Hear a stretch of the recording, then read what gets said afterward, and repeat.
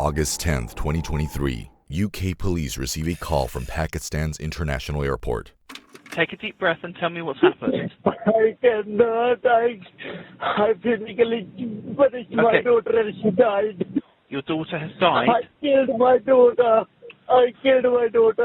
A distraught Sara Sharif confesses to the death of his daughter, Sara, admitting to punishing her to the extent of murder. Police rush to the Sharif residence in Woking, Surrey, where they find a tragic scene.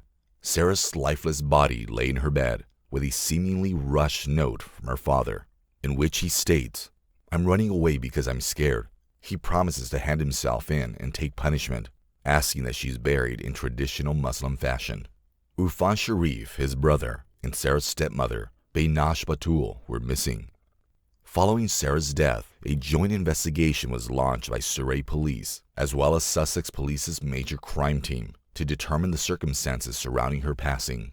An initial post-mortem examination conducted on August 15, 2023, failed to establish the definitive cause of death, prompting further specialized tests.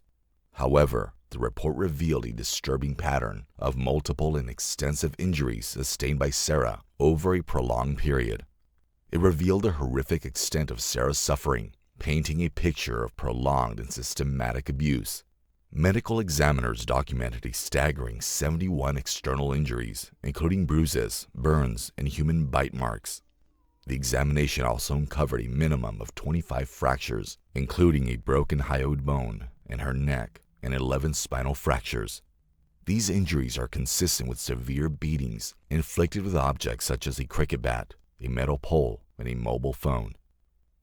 In 2003, when Sharif was 22, his father used his pension to send his son to Britain on a student visa. He completed a business course and started his job as a shift manager at Burger King in Woking, Surrey. In 2006, when his student visa only had a few years left on it, he got into a relationship with a 17-year-old Polish girl called Angelica, despite their 9-year age gap. Angelica's relationship with Sharif began with red flags, including his constant monitoring of her whereabouts. Within the first year, the relationship escalated to physical abuse, with Sharif exhibiting aggression and jealousy. Despite reporting the abuse to the police, Angelica encountered disbelief and pressure from her friends, in front of whom Sharif pretended to be a nice guy. Angelica felt alone and retracted her testimony. She fled to Poland, but Sharif continued to pursue her, resorting to desperate and manipulative tactics, such as attempting to burn his initials on her chest. She eventually gave in, and during his visit in March 2008, he proposed to her and she subsequently became pregnant. But only 2 weeks later, she suffered a devastating miscarriage. He subjected her to further emotional abuse, blaming her for the loss of their child, which forced Angelica to end their relationship. It posed a significant challenge to Sharif, whose UK visa was near expiration. So he invited a 31-year-old Polish mother he had met online to live with him. But she soon ran away as he held her captive for 5 days. He once again claimed the mother had lied, painting her as crazy. Sharif was enraged by her departure, and he resumed his pursuit of Angelica. Through social media, he discovered Angelica had reconciled with her childhood sweetheart, whom she had married. He somehow convinced one of Angelica's friends to share Angelica's husband's contact number, and he used that to threaten them. It left them deeply shaken, and his obsession continued for a considerable period. Driven by his fixation, Sharif traveled to Poland in an attempt to locate Angelica. It was during this trip that he met a young Polish girl, Olga Domin, at a local wine festival. According to Olga, they briefly interacted, exchanging greetings. They soon got married in 2009, and Sara Sharif was born in January 2013.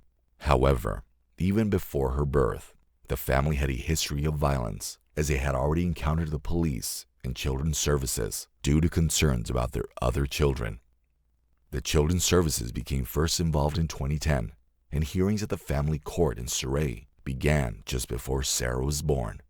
The concerns centered on neglect and violence within the family, including incidents involving one of Sara's siblings, whose name wasn't revealed during the trial and was only referred to as Z. In 2010, Z was found alone in a shop. while he was only 3 years old. Later that year, Sharif was arrested for assaulting Olga, and it was revealed that he had also hit Z, leaving a handprint on the child's back. The following year, Z told teachers that, "Daddy hit me," and the next year said, "Mummy hit me." Upon checking, the child had a burn mark, revealing the violent nature of his guardians. But surprisingly, the social workers only documented it as unexplained injuries, which were also found in another sibling who was referred to in the court as U. In 2013, when the social workers visited their home after Z was burned by iron, they found them in very bad living conditions, as the children didn't have lights or bedding in their rooms. Following the discoveries by the authorities, Sara was placed under a care order soon after her birth, prompting frequent visits to the family home by social workers. According to the care order, the local authority takes primary responsibility for the child's welfare and can decide where they live, giving them parental responsibility over the child. When Sara was only 2 years old, in 2014, she was taken into foster care after her elder sibling Z complained about being bitten very hard by his mother and being pinched and punched by his father. The foster carers also noticed cigarette burns on Sara and U, but their parents denied it, saying it was only chickenpox. After a short period in foster care, Sara returned home with U. However, Z never went back to the family, instead choosing to remain in foster care. The next year, Sara was once again in foster care because her mother left the family due to domestic violence. When her parents formally separated, Sara started living with her mother, and Sharif was only allowed to supervise contact, and it seemed life was finally normal for her. In late 2014, Sharif met Binaj Batul, who was a customer at his taxi business. He later married her in 2015, but this wasn't his second marriage, as it was revealed that while being married to Olga, he went to Pakistan and married his cousin in 2011. Surprisingly, a social worker, despite Sharif's track record of violence, recommended that the children should live with their father, and shockingly, the judge, who was also aware of the violence, decided to send Sara back to her father. According to Olga, the authorities felt Sharif was changing his ways because of his marriage with Batul. However, because of his past behavior, Urfan Sharif was mandated to participate in a domestic violence course and a dad discipline program. But Sharif showed a lack of commitment to the programs, failing to attend regularly. Sara's mother, Olga, was scheduled to see Sara for 2 hours every Saturday in Batul's presence, but these visits were eventually stopped. By this time, Sharif and Batul were living in a small ground floor flat in West Byfleet, while Sara was attending St. Mary's Primary School. Their neighbors reported hearing loud noises and shouting, with one neighbor, Miss Rebecca Spencer, describing the family as a nightmare. On one occasion, when the noise was too much to bear, she went to inquire, but Batul told her that everything was fine before she closed the door on her. Another neighbor, Miss Chloe Redwin, testified that she also heard frequent instances of smacking and yelling, as well as Batul using profanity. She noted that only periods of relative quiet were when the family was on vacation. But what's concerning is the fact that none of the neighbors were worried enough to call the authorities, which might have saved Sara's life. It seemed like Sara was treated more like a servant than a child. She was always seen doing chores around the house, taking out the trash, hanging up laundry every morning, and bringing it back in right after school. She had lots of responsibilities and little time to rest or do anything remotely childlike. Concerns about Sara's well-being arose in June 2022, when she was withdrawn from school to be homeschooled. However, she returned to school in September, but she suddenly started wearing a hijab. Despite the hijab concealing much of her head, by March 2023, her class teacher, Helen Simmons, observed injuries on Sara's face. On March 10th, she noticed a bruise on the underside of her chin and another on her cheek. Miss Simmons noted that these bruises appeared to be older, but Sara attributed the injuries to a fall while roller skating. However, her explanations seemed inconsistent. The school's concern prompted a referral to social services, marking the third time Surrey County Council's Child Services became involved in Sara's case. After a brief 6-day investigation, the council decided against further action, but advised the school to monitor the situation. This decision was made despite the council's knowledge of the family's history of alleged violence and the police's involvement, which is shockingly ignorant given their legal responsibilities in Sara's well-being. On March 28th, Sara arrived at school with another bruise, but Batul attributed this injury only to a pen. The couple gave birth to 2 female twins in January 2016 who were premature, and they suffered from autism and global development delay. As they grew older, their behavior became very challenging. The family kept growing, and eventually 6 children and 3 adults resided in the house. Sharif's youngest brother, Faisal Malik, also came to live with them. They all eventually relocated from their small flat to a larger semi-detached house in Woking, also owned by Surrey County Council. Following this move, Sara did not return to school, and her father, through an email, informed the school that she would be homeschooled, which ended the school's ability to monitor her well-being. Judy Lazaran, Sharif's new neighbor in Woking, observed Sara frequently in the garden, where she often took care of the younger child while the other children played. According to him, he never saw her smile, which is strange for a child, but he didn't see any reason to suspect anything serious. The abuse faced by Sara escalated in the final weeks of her life. She was bitten, burned with an iron, and suffocated with plastic bags secured by tape. Sharif admitted to striking her with a cricket bat and a metal pole, as well as hitting her head with a phone. However, the bite marks didn't match his dental records. The initial investigation revealed that Sara sustained at least 25 broken bones and a traumatic brain injury during the final weeks of her life. She was never taken to a hospital for medical attention. Batul's messages to her sister, Kandila Shabuhi, paint a disturbing picture of Sara's life.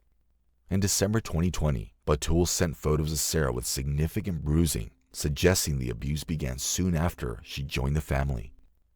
Over the next 2 years, Batul repeatedly described instances of severe physical abuse by Sharif. These included extensive bruising, leaving Sara unable to walk, and she mentioned that one night, Sharif kept Sara up all night, forcing her to do sit-ups.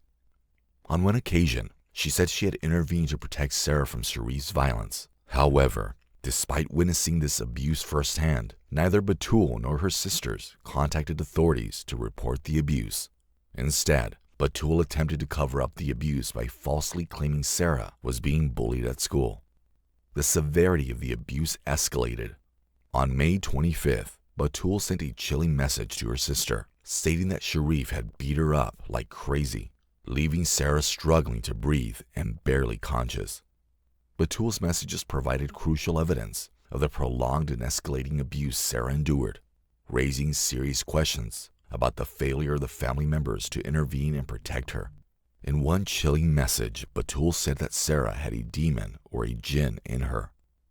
On August 6, 2023, Sara was filmed dancing in front of the TV, despite having serious injuries. Later that day, according to Batul's lawyer, Sharif beat her once again. 2 days later, Sharif came home from work and found his daughter, Sara, collapsed in Batul's arms, begging for water.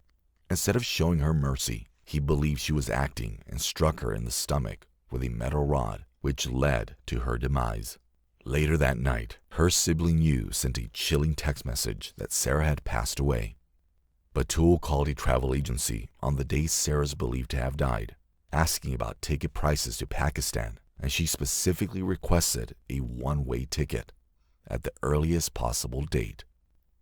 Following the tragic discovery of 10-year-old Sara's body on August 10, 2023, authorities launched an immediate manhunt for the suspects, Irfan Sharif, Binash Batul, and Faisal Malik, who had taken the children and escaped to Pakistan.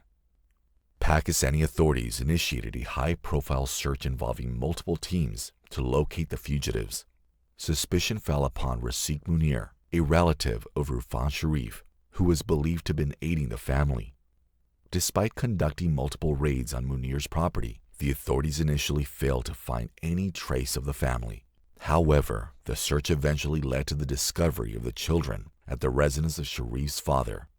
According to Munir, this discovery prompted Sharif, Batul, and Malik to decide to return to England, where they were finally apprehended on September 13, 2023. The three relatives were charged with Sara's murder and accused of causing or allowing the death of a child. On October 7, 2024, the murder trial finally began, and all three denied the charges against them. For most of the trial, Irfan Sharif maintained that he was innocent and Sara's injuries were solely inflicted by Binosh Batul. However, as the prosecution presented evidence contradicting his account, such as a home video from July 2022 showing Sharif slapping Sara 4 times on the cheeks, he shifted his defense. He eventually admitted responsibility for Sara's death while simultaneously attempted to exonerate his co-defendants. Despite his admission, Sharif's remorse appeared insincere. He continued to minimize his culpability by claiming he did not intend to cause Sara any harm and contesting the link between his assaults and her death. Binosh Batul and Faisal Malik remained silent throughout the trial and pleaded not guilty to both Sara's murder and causing or allowing the death of a child. However, after a long 10-week trial, all three were convicted on 11 December 2024. The father and stepmother of 10-year-old Sara Sharif were sentenced to life imprisonment on the 17th of December 2024 at the Central Criminal Court in London after being found guilty of her murder.